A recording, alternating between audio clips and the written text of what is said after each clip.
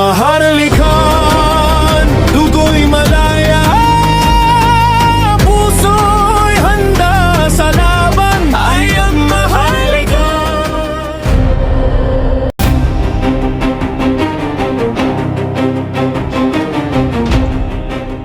Assalamualaikum warahmatullahi wabarakatuh. Live po tayo at ito ang ating Sultana Madeline Silab, the Sultanate of Visayas based in Leyte, at ang ating mahal na Sultan, Sultan Gary. At least kahit papano, nagkikitaan po tayo at kailangan natin ipakita sa buong mundo na hindi tayo naglulubay, hindi tayo nagsuslow down, bagkus talagang dumedirekta tayo sa ating target, which is itong suporta kay Apo Lakay sa ating tinatawag na proseso on the transformation into the divine monarchy. At remember, Sultana, binigay natin ang notice of absolute authority. Ikaw yan nag-spearhead kasama ng ating mga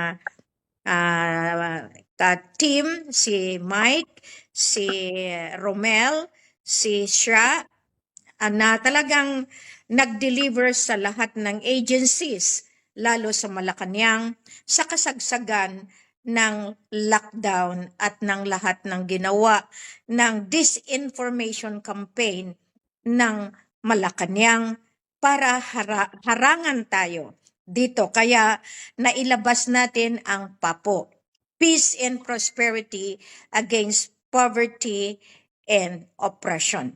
Dito, ikaw ang talagang nag-ano nito na marami tayong miyembro dito sa ating ginawang organization. No, ito kasi yung ahensya na talagang nagbigay ng pundasyon sa laban na ito. Di ba dito rin natin pinadaan ang health pass, ang vaccination exemption natin, lahat po ito para dito. So, ngayon, ang masasabi ko, assalamualaikum sa lahat ng nakikinig. Sultana, congratulations. Kahit tayo ay pinaratangan na mga scammer, sirang-sira ang dignidad natin, ang reputasyon natin sa buong mundo. Pero, ang risba, yan ang hindi nila alam. Dokumentado sa dokumentado. Ngayon, meron tayong dapat ibigay na mga impormasyones para makatulong sa kanila. Kung ayaw sumunod, okay pa rin. Kung ayaw magbigay ng respeto, bahala sila. May Rule 36 naman. At merong batas ang sovereign yan. Maraming lumabas dito sa pagpalabas natin at pinagtatawanan pa natin. Kasi ang OPAP na ito yung reversal, the PAPO, sila ang nag-legalize ng mga taong mamamatay tao para umupo sa gobyerno. Ginawa nilang BARM as government na dapat noon pa nila binigyan ng pagkakataon ang monarkiya. Kasi claim ang BARM. It is the claimants that had initiated the Sabah standoff, Zamboanga standoff, 44 Sapmen sacrifice, Marawi siege. Saan nila diniklara yan? Saan diniklara ng illegal President Duterte? Kasi I am very strong enough that after Gloria Arroyo, who was the last president of the 50 years, Mapilindo. 50 years kasi in every era, merong pinipirmahan ang royal family. And this Mapilindo, si Queen Elizabeth II is the associate director. Knowledge Center ang ating Malaysia. Meron po yan, may mga obligasyones po ang Pilipinas, ang Brunei as the royalty at Johor at ang Borneo, no, sila Muhammad Hassan. Kasi lahat iyan hindi nila namalayan na merong kasulatan on the global scale. Merong binigay ang mga lolo kung paano sila atakbo as gobyerno. Ngayon, dito sa deed of 1878 na 100 years na yan ay talagang nag-end in 1878, dinirekta lang yan hanggang sa 50 years na sinayna nila noong 1963. Extend. Pero sa ngayon, Sultana, 2013, talagang 2012, ang libro, yan, bawiin mo kay Rad Janet ang isang libro na akala nila wala tayong kopya na isang original. Hindi ako bobo dahil alam ko ang gagawin niya. Kukunin niya lahat ang aking patunay, lahat ng aking hawak para siya ang tatayo at kung sino man ang kanyang mga kasabwat na pinatayo. Yun ang ginawa niya. Okay? Pero hindi niya alam na yung UN na sinasabi niya, hindi niya alam na nakakonect na tayo sa taas. Okay? So ngayon, problemang malaki ng simbahan niya dahil dokumentado na sumuporta sa electoral process na illegal din. Dahil wala nang eleksyon after kay Gloria. Dapat wala nang eleksyon na iupo si Pinoy. Wala nang eleksyon na dapat paupuin pa si BBM. Lahat itong presidente na dumating as sinabi ko nga, after Gloria Arroyo, mananagot talaga. Sukdulan. Bakit? Wala otoridad binigay sa kanila dahil in every era ng buong mundo may kasulatan. May kasulatan. So the United Nations, sovereign royalty ng Lupasug ang siyang tumayo dito. Hindi ang Hagues, hindi ang New York, hindi. Kasi chartered ang UN. Saan ang kanyang otoridad? Sa Lupasug. Kaya tinago nila lahat ito, tinatago nila. Pero sa kasagsagan ng labanan, di ba binigyan natin sila ng 5 years grace period mula 2013, 14, 15, 16, 17, 18. Di ba? Na tapos ang grace period, hindi pa rin sila sumunod sa patakaran natin. So binigyan natin sila ng transitory. Kaya minadali nila maratify, maging Bangsamoro, magkaroon ng batas na naitayo nila ang autonomous region, nag-giswap lang nila. So, ang may kasalanan diyan mismo, ang OPAP. So, we are the papo that becomes the guardian to that. Because we were able to give them the notice of absolute na monarchy noong January 22, 2022. So yan ngayon ang naging resulta na kahit anong gawin nila, hindi nila makuha ang gusto nila. Dahil lalo pa, pinadiran ko nung binawi natin ang 66 plus 1 countries ng Commonwealth. Now, ito lang ang nila. Kaya nga masakit ang tenga ko pag sinasabihan ako, who is she? Who is she? Excuse me? Pinitik lang naman ako bilang successor. Yan ang hindi nila nakita, Sultana. Okay, so ngayon, Ang pagkakamali ng mga taong inutusan ko, may dokumento, mayroong tinatawag na hustisya. Buhay sa buhay. Sino ang titingilin ko mula noong 2010 papunta sa 2013? Ilang presidents yan? Okay? Merong bracket, kumbaga, hinimay-himay. Ngayon, hinahabol tayo. Kaya nga yung mga nagtatawag, nililist down ko rin yan. Mga law firm ko, no, pero yun pala, mga kadugtong ng kalaban na sindikato. Kasi ang sindikato ng bangko, kaya kayo mga utang sa bangko,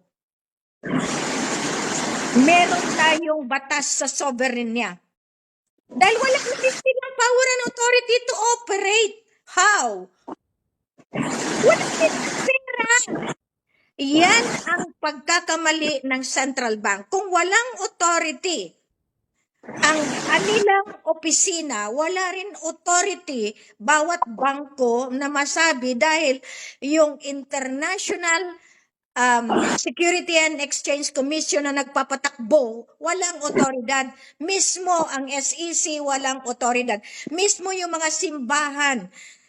Biro ng simbahan nagparehestro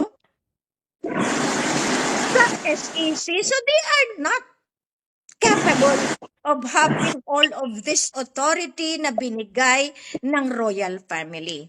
Kaya nga pasalamat ako kanina, nakita ninyo na naging masigasig si Sultan Pokan Marangit. Yan ha, kinulong nila yan. Kinulong nila yan dahil sa inggit. Inggit ng mga grupo, katulad no, namatay lang si Commander Pindi. Hindi rin siya nagtagumpay. Maraming namatay. Si Haji Winnie Haji Rul, diyan yan pumupunta kay Sultan Pokan. Yun yung ginamit ni Lady Min. Yan yung nagsasalita na matanda. Kasama yan kasi tatay-tatay ni Pavilion yan. Si Pavilion naging general dahil inappoint yan ni Sultan ay ni Kaka Haji Ijin Sangkula, no, si Haji Nasser, yung husband ni Dayang Ruby. So nakita mo kung papaano sila nagiging matapang kuno. Pero in principle,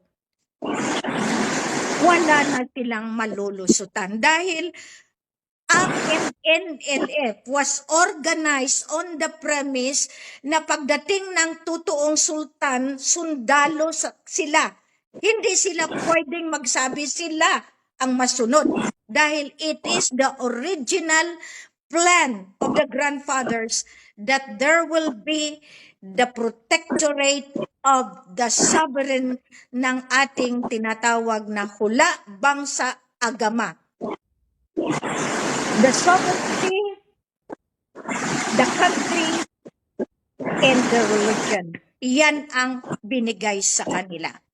Pero ano nangyari? Naglaro sila sa OPAP. OPAP was the one who really standing as the secret corrupt na nag-claim ng kaperahan ng alta ng Sultanado ng Sulu in North Borneo. Ngayon, itong mga batang nagko-comment dyan, they are not knowledgeable enough to defend kung ano yung gusto nila. Kasi babalikan sila.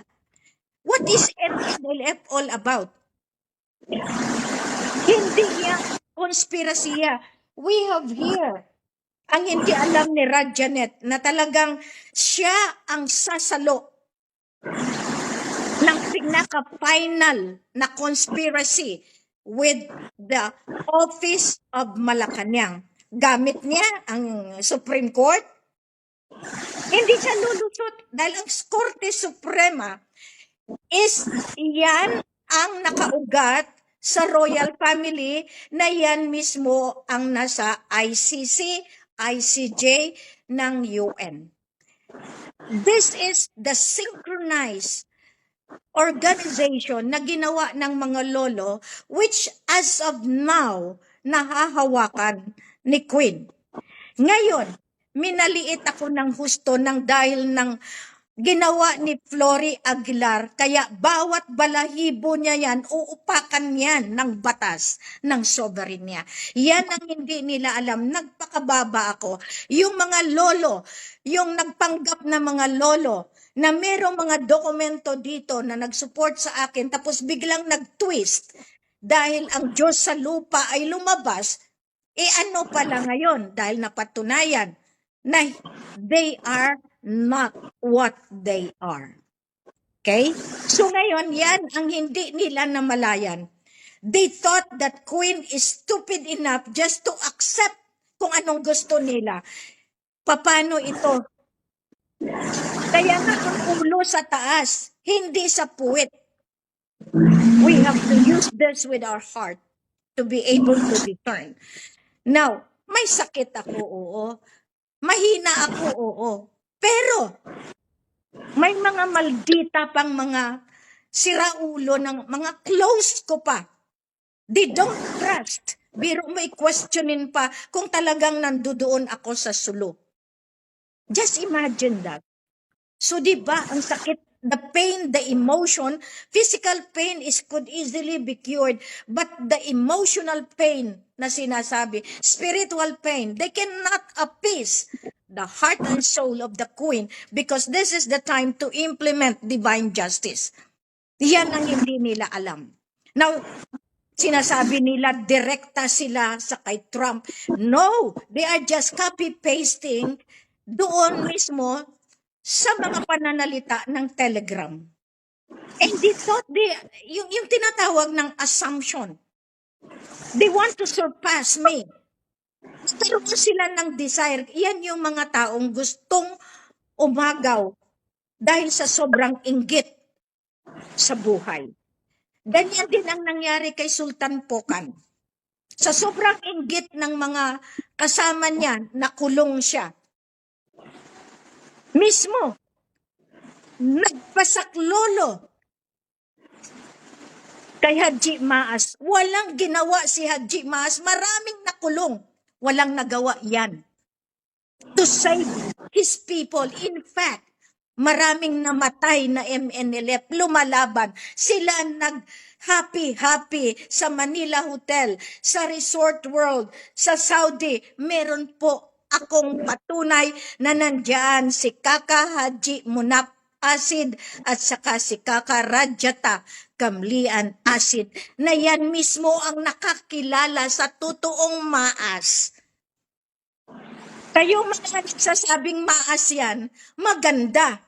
Dahil sinabihan ko mismo ang gobyerno ng Duterte sa pagkupkop ng maraming kasalanan na ginawa. Sabah stand-up, MNLF. Sambuanga stand-up, MNLF. Maraming pinatay, maraming pinarusahan, marami silang mga kinulong, pinagsisipa, pinagtatapon sa karagatan. Kawawa yung mga yakan, yung balangingi, yung mga taong dagat na basta na lang nilang ginawang mga animal. Is that the real service to humanity? O kaya nga being the Papo, the leader of the Papo Sultana. Now, we are having this t-shirt. I am proud to say, OPAP is not a solution. OPAP officials are all liable for Sabah stand-up, Sambuanga stand-up, 44 Sapman sacrifice, Marawi siege, 2 stand-off ng Paglas. Dahil ginamit nila yung mga pobreng mga armadong grupo, MILF, BIFF, MNLF. Pero sila, nagpakasasa sa pera ng bayan. Nag-imprenta si Janet ng pera. Tandaan mo yan. Yan yung pinang-distribute niya. Kasi akala niya, siya na ang big girl. Pero bakit nagtatago siya? sa batas. Ngayon, dinidikdik ako ni Flory na scammer, scammer, scammer dahil utos niya para hindi lumabas ang katotohanan na sila yung gumamit doon sa 22.8 million, 6 million kay Agostos at saka financial team at marami pang kapirahan. They are living in good because naaawa tayo dahil nagtatrabaho. Wala pa akong tulog. We give them the chance. Tayo nagdidildil ng asin. Tayo ang hinahamak. Tayo ang sinisira. Kaya Sultana, I give you the floor kung paano mo tawagan ang buong mundo sa ginawa niya na ngayon ikaw mismo walang bahay, ikaw mismo walang kapatid, walang pamilya, ikaw mismo hinahamak mismo kayo ni Sultan Jerry. Ilabas mo yung katotohanan nang dahil gusto natin umangat ang bansang Pilipinas. Nagpakasakit tayo. Pero anong ginawa ng mga kasama natin? Pinagtawanan tayo. Lalo tayong inilubog sa putek dahil sila pala ang sumunod para sila ang magiging bigyan ng OFW dahil mga hari sila. Dahil mga lolo sila. Dahil sila ang may karapatan. Dahil sila daw ang pupunta sa US para mag-release ng pera. Just imagine how stupid the Filipino people para lang mapadali ang pera nila, nakitaan nila. Pero tayo na nagpakasakit ng ilang taon, anong ginawa nila? Meron pang lolo-lolo dyan. Meron pang kuya-kuya dyan. Meron pa na at the back. Yun palang pumapatay sa atin. Can you still have to defend? Sultana, kawawa tayo. Pero hindi tayo umimik. Nandyan yan sila Wate, si Levy, galit na galit sa'yo. Pero ngayon, ilabas ko. Nung umuwi sila galing China, tumawag sa akin, kawawa ako. Pero pinlano na nila para kung paano tayong itaob. Gayon hanapin. Yan ang sinasabi ko. Hanapin ang dapat hanapin dahil bumulaga na. Because of Sara Duterte. Kasi sila yung nagdala sa Hong Kong to Russia, na sila ay nakabalik dito na hindi sila nagwagi. Yan ang kasalanan ni Radjanet. Sa ating dalawa pa lang ha? Sa ating dalawa. Kasi kung talagang siya ay kasama, lumantad siya. Ano lang naman i-save tayo sa pagkain natin? Ano lang naman i-save niya tayo doon sa mga inutangan natin? Ang utang natin kay Don, kay Sultan Don, na kinukuha na rin pati yung kabahayan. Ano lang naman, Radjanet, na lumantad ka. Pero masaya sila dahil napatay niya raw si Drilon. Pero si Drilon, binayaran siya, sabi niya. Nabawi natin lahat ang property. Nasaan ngayon? Pero meron siyang pasilidad doon sa Puego Inganyo ba yun? Sa Cebu.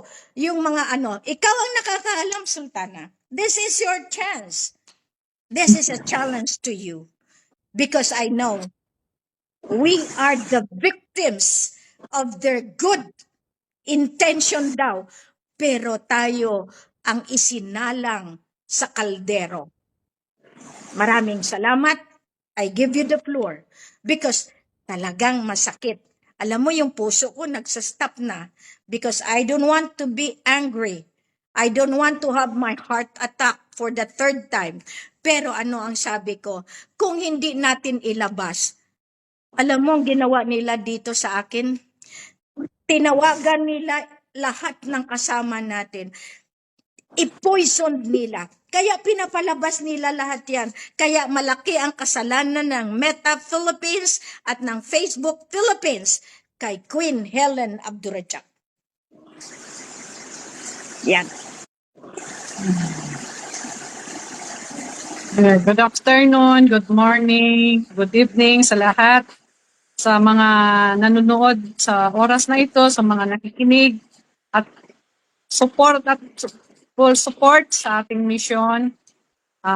Ito po ang tamang pagkakataon para po kayo ay maliwanagan sa lahat ng mga haka-haka, sa lahat ng paninira ng mga na gustong pabagsakin ang ating sinimulan ng mahal na Queen at King, ang ating divine governance, divine monarchy, na yan po ay sinimulan nila na ma-implement noong January 22, 2022, na ngayon po ang implementasyon para sa bagong henerasyon ang divine governance at ang sinasabi nating reset, global reset, ito na po ang full implementation.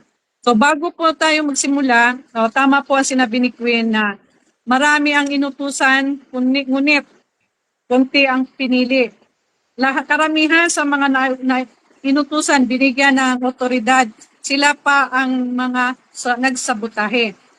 Isa na yan ngayon, ang panghuling nagsabotahe si Janet Ismilia Valdebarona, na siyang ang inatasan na para tumulong sa misyon, mailabas ang tamang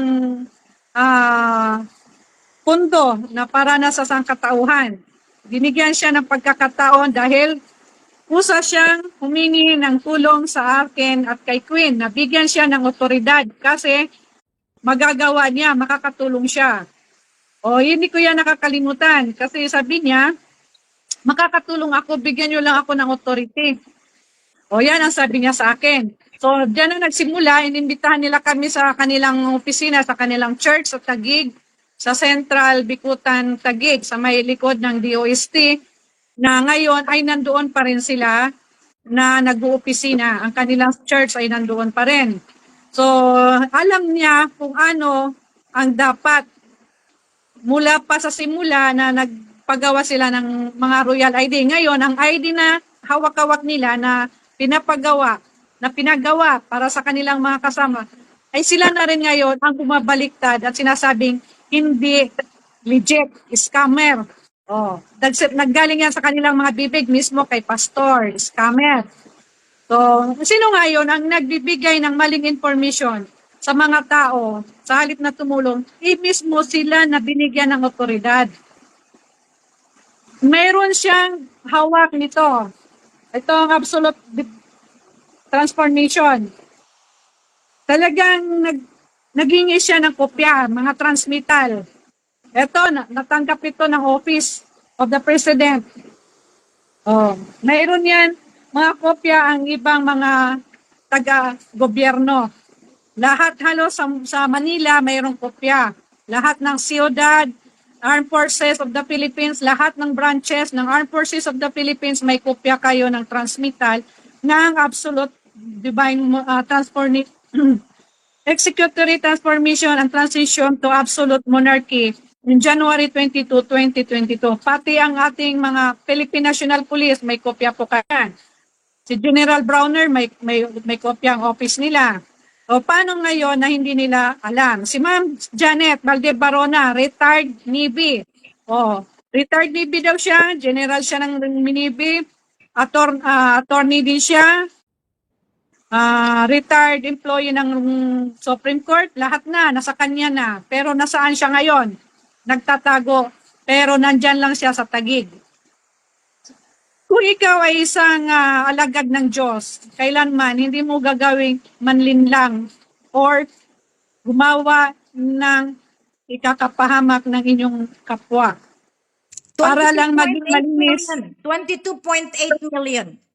22.8 million na pinangutang para sa kanyang mga resolution na ginagawa. Ipapadala niya sa United Nations, America, USA, New York, para doon sa mga pag-recover ng ating mga airlines, pag-recover ng Aboitiz Shipping Lines, pag-recover ng Ayala Group of Companies, kasama po yan sa kanyang ginagawang resolution na galing doon sa 22.8 million na cash na pinapadala sa kanya. Sa account niya na BDO under sa name ni Janet Ismilia Valdebarona. So ang BDO branch ng SM Bikutan Alam nila yan. Yung mga managers dyan, kung sino ang kausap ni Janet at ni Pastor Hindre. So, alam natin, dahil tumatawag tayo sa kanila, mayroon tayong transmittal, mayroon tayong record kung kailan tayo nag-follow up sa kanilang mga managers. So, mayroon tayong mga transmittal dyan, may monitoring tayo. O paano ngayon nila maipapaliwanag, nakakalabas ng pera ng ganong kalaki sa isang araw, na kung saan ngayon ay bawal nang magbigay ng mga amount para i-withdraw ng isang individual. O sino ang nag-approve? Sino ang mga kasabwat sa loob ng bangko ng BDO? SM Bikutan. Ngayon, ipaliwanag ninyo kay Queen, bakit kayo nakakapagpalabas ng pera kay Janet Valdebarona sa ganong amount? Ibig sabihin, mayroon kayong kinikilingan. Mayroon kayong pinapaboran sa inyong mga kliyente. Pabor na pabor kayo kay Janet Valdebarona. Mag-open ng ilang account sa isang bangko. How many accounts ang inopen niya? Mayroon pang dollar account. Saan kayo na humihingi ng approval niyan? O, ngayon, sasabihin ninyo na hindi totoo si Queen. Bakit siya sinusunod ng buong mundo? Bakit itong kapirasong papel isinusunod ng mga presidente ng mga iba't ibang bansa? Tapos ngayon, ano ang ginagawa ni Janet? Nagtatago siya pero andyan siya sa Bikutan. Andyan siya sa opisina ni Pastor Henry. Oh. Ang kanilang paninda ng mga herbal, yung kanilang essential, ano ba yung kanilang juice? Oh. Yan ang kanilang front na negosyo. Nagpaparehistro ang mga simbahan sa kanilang mga kumpanya. O para saan? Para magnegosyo ang simbahan? Gagamitin nila front para makahingi ng mga donations. Sila ang nagbibigay ng donation. O ngayon, nandito siya sa mission ng divine governance, divine monarchy. Pero ang kanilang galawan sa loob, sa kanilang sistema ay taliwas sa nakasulat sa Biblia or sa Quran. Kaya yan ngayon ang ano natin, Sultana. Okay, meron tayong isang guest na nakikinig sa iyo at meron siyang idudugtong tungkol sa BDO. Okay, mahal na Siti Halima, di ba minsan inutusan kita sa bangko, ano ang kasagutan doon sa tinanong ni Sultana Mads tungkol doon? Di ba binigyan mo ng notice ang BDO ng Bikutan branch? Magandang hapon po sa lahat. Yung nung if I'm not mistaken, September, Queen, pumunta talaga ako sa Bikutan na branch at nakausap yung sa in charge doon. Kaso lang, pinagpasapasahan nila ako. So, I need to tell the truth and show the letter of instruction. Namutla yung babae. Ang sabi niya, kailangan nyo lang daw po yung signature. Pero, wala po silang ibinigay sa akin na kumbaga confirmation or even the documents na kumbaga hinihiling natin, lalong-lalo na yung accounts na ay kumbaga yung Statement yung sa of account. account na statement of account na hinihiling natin. So actually marami silang pasikot-sikot na talagang sa kalaunan nasasaputi pa din sila, Queen, dahil nga nagsasabuatan sa loob pa lang kasi yung sa baba umakyat dahil sinabi niyang pupunta ka sa taas, pero pagdating ko sa taas umakyat siya nung kausap ko na yung isa. So sila mismo ang kumbaga sabuatan doon. Okay, thank you Siti. Diyan ka lang, pero dito natin ilalagak ang konspirasiya ng BARM. Dahil ang pinakaano dyan, naging isang board of directors, ang isang dating malaking abusayap protector na yan mismo, si Juancho Saban, retired Marines po sila. Sila po ang may control. Kaya dito, pangalan sa pangalan. Ngayon yaan dapat ang sabihin kay Apo na umpisahan na talaga na masuri, ma-shutdown, ma-demonetize ang lahat ng pera kasi dito sila magbabayad para sa kaligtasan natin lahat. Kasi tayo yung talagang ginamit nila. Okay, so actually, City, maganda rin ang pasok mo. At least marinig nila na tatlo tayo ang nagmumungkahi para sa total lockdown, sa total shutdown. Kasi nag-order na ako, di ba? So ngayon, narinig nila, walang kalaban-laban ang pobre pagdating sa konspirasiya sa taas.